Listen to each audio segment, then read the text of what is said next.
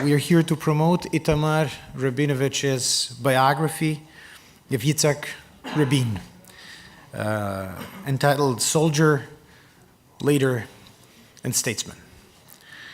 But before we begin, allow me to briefly introduce our special guest, Itamar, one of the greatest Israeli thinkers in the field of foreign affairs, who's currently president of the Israel Institute, which is a think tank based in Tel Aviv and Washington, D.C.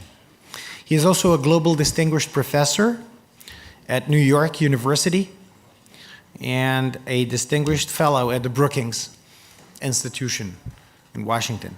Jicak Rabin hated wars and violence, but became the most famous war hero in a country full of heroes. He hated diplomacy and lacked the basic diplomatic skills, and yet became ambassador of Israel to the US. He hated politics, but became one of the most influential leaders in Israel. He was concerned all his life over Israeli security, but became the symbol of peace. He was shy and lacked charisma, but is until today considered as one of the greatest statesmen.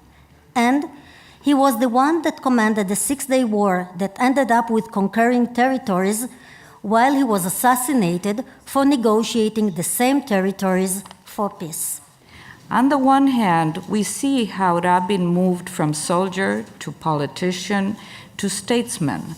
On the other, how the Israeli-Palestinian problem changed its course from military conflict towards a quest for peace, culminating in the Oslo Accords.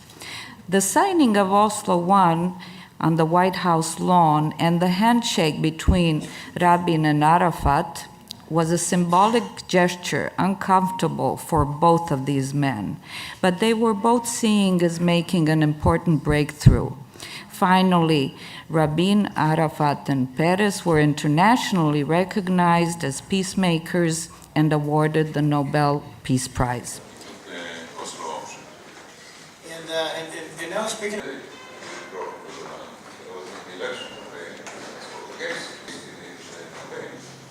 So he did not specifically tell me the fundamental tenets of the... So he gave me a brilliant friend myself. Teaching Syria team, and then having done this entire research, speech in the Knesset. James Baker was here.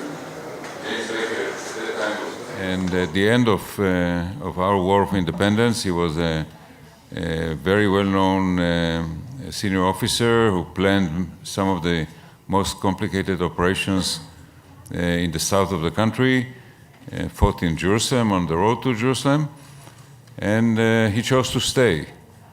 He chose to stay, as he writes in his memoirs, because during the fight for Jerusalem, his brigade, he was a brigade commander, lost about half of its men. He felt that they were ill-prepared, and he vowed that this will never happen again, as far as he was concerned, and decided to stay in the IDF and help build the IDF, which he did from 49, our first year of independence, to 67. 64 he became chief of staff.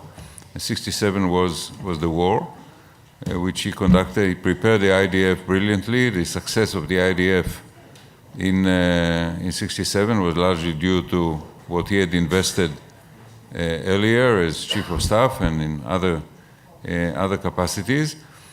And then when he was at the height of his glory and the prime minister asked him, so what would you like to do next? He said, I'd like to be ambassador to Washington. I said, well, how come? He was not the natural ambassador that you would expect. And he said he wanted to go into politics. He felt that he had a somewhat narrow view of the world as a soldier, and he wanted to expand his perspective to prepare himself for politics, and he thought that Washington was a very good place to learn about world politics. And that was the first step from moving from being a soldier to being a politician, a leader, and eventually a statesman. The mindset was, oftentimes you explain intelligence failures by a mindset. So for instance, Stalin had it in his mind that Hitler will not invade, and when people brought him intelligence to the country, it did not percolate because he had a mindset. So the mindset was a Jew will not kill a Jew. A Jew will not kill the prime minister. So people were thinking about maybe a Palestinian assassin and somebody from the outside. And Rabin himself, for instance, refused to wear a vest that might have saved his life because he himself did not expect to be assassinated. There was the incompetence of the security service, to some extent because of the same mindset. There was a very ugly incitement to the month that preceded the assassination, efforts to demonize Rabin. But in fact, the peace process itself did not come to an end.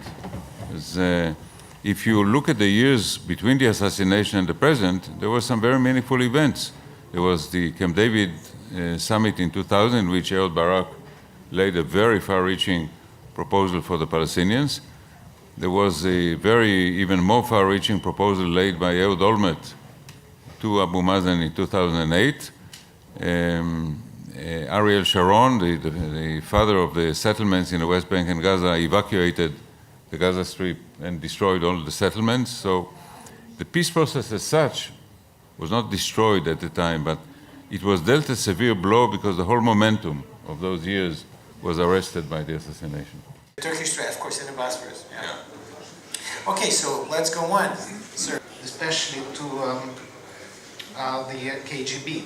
And that is the question for Mr. Rabinovič. We can continue our conversation. Thank you.